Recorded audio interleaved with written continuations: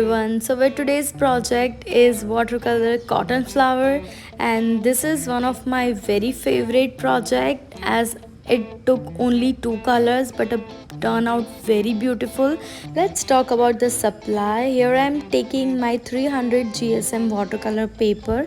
This is from Scholar and it is in a A5 size.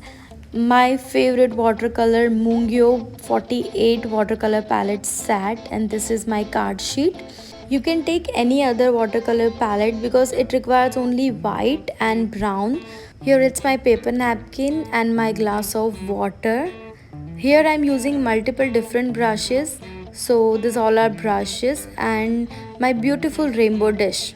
Let's open it and use the front side. You can use both the side, but I like to use the front side, which straight I remove the uniqueness of watercolor paper, which is like 300 GSM quality, is having this kind of structured paper which can really absorb your water really nice, and we need a lot of water in this project, so we need this kind of paper. Let's stick our paper so it will not move, and let's mix the colors. Here we don't need much color, so I'm mixing my white with a bit hint of gray and brown and a lot of water, and let's start now. So all flower are really good if you start with a guide. So here our guide is marked the X and then mark a C shape round over there. So you can also do like 8 horizontal and 8 vertical, and then come with a really blank watery brush and remove all the hard edges of that paint, so it will hardly visible, but we need that kind of structure. It is a cotton flower and it is white. We have our paper white, so we need to make the effect of that flower on the paper. Just remove all the hard lines with the blank brush. Let's do our second flower, and again with the guide that here our X and then C shape. You can say like the 8 vertical and 8 horizontal, and then we will remove all the hard pigmented lines with a very watery and blank plain brush. Now let's start with the third one. Here I am with my pigmented brush, and this is a bit different angle. So here is the front petal or a front side, and then others are there which is tucked in a background or a back, but we will follow our guide, and you can see our guide is ready. And now we are here with this blank watery brush and we are removing all the hard edges. Take more water if needed, and this is the reason that why we have taken this 300 GSM watercolor paper, because it can hold more water and your paper will not be soggy, or your paper structure will not like, they will not have crease. Now our first flower is a little bit dry now, not that much dry but a little bit dry, and I think we needed that much only. And we will highlight the center part, so we will take a little pigment in our brush and then highlight it.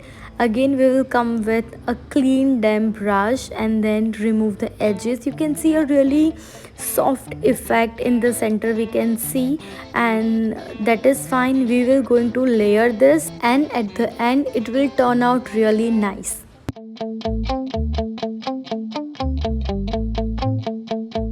Now also one more flower on the top, and I really need a lot of flowers on the page, so that's why I'm just making it in a different angle. And this is a bit like upward, it is blooming upward. So again we are following our guide, and I guess that's fine. Here also I need one more, and here I'm not making 8 but I want 5 cotton petals, so I'm just making that way, and that is not any strict rule. If you feel that this way it is looking good, just go and follow your heart. There is no restrictions, it is just art, and just enjoy it. That is the most important part. Here I'm layering my flower and taking a little bit pigment in the brush and then coming with a really blank watery brush and just removing the edges, giving the shading in the center.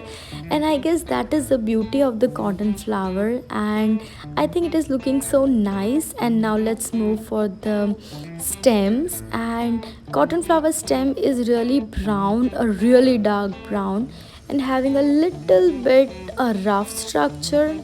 So the stamen of the cotton flower is really hard and dried out and having a rough structure. So we will try to put that in our painting. And here I'm making one big straight dried stamen, and then all the flowers are connecting to that. And if you take one cotton flower stem and then if you push a bit, then you can break it. So it is that much dried out, and that's why it is in really dark brown color. And here we are connecting all our flowers with the main stems, and I'm also giving that rough structure with some distance, so it will really look good.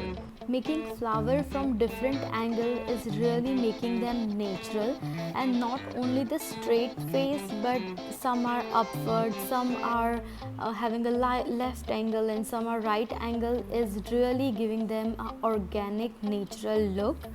Now we will start it with the guide, and now all guide like that X are having a corners, and we will put this triangle, weird triangle or a diamond shape to each and every C curve which we have made previously. If you are not confident that okay, my diamond shape will look good or not, then try with a very light brown and then layer it with a dark brown. Here I think I can do this, so I just started with a dark, but that's okay. It is not necessary that you will do that way. If you want to start with a light brown and then want to layer it up, then you have to be very quick. You have to move your brush very quick. It is not like you start with a wet brush on a dry surface, but it is wet on a wet technique, that you have to move your brush really fast, otherwise it will look really flat. And your drawing needs to be organic and really natural, so you have to give your brush stroke really fast movement over here. Don't think much about it and just step back and look at your drawing, that where this brown color needed and when the shading is needed. One thing you need to be very careful, that your flower, your cotton flower is dried out completely. If it is wet from any area, then this brown can bleed into it and it can really spoil your painting. So make sure that your white flower is dried out completely. We will give them shading like gray or brown afterwards. This brown shading is different for all the blossoms, as this blossom is upward and looking in different angles, so we will highlight the brown area in a different way. Some blossoms are having really dark brown near to them, and some are just picking that diamond shape from behind because they are the straight face, and we can see that blossom clearly. And some are just having slightly picking that brown from the behind, and I think it is looking really organic and really natural.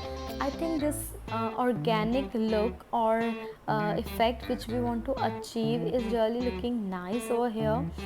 Some triangle and diamond shape are looking small, and some are looking like open up, or some are looking really attached, but that's okay. I really want this kind of look. And now let's shade it. Like our first brown is dried out, and now we will layer it up with a little bit more pigment.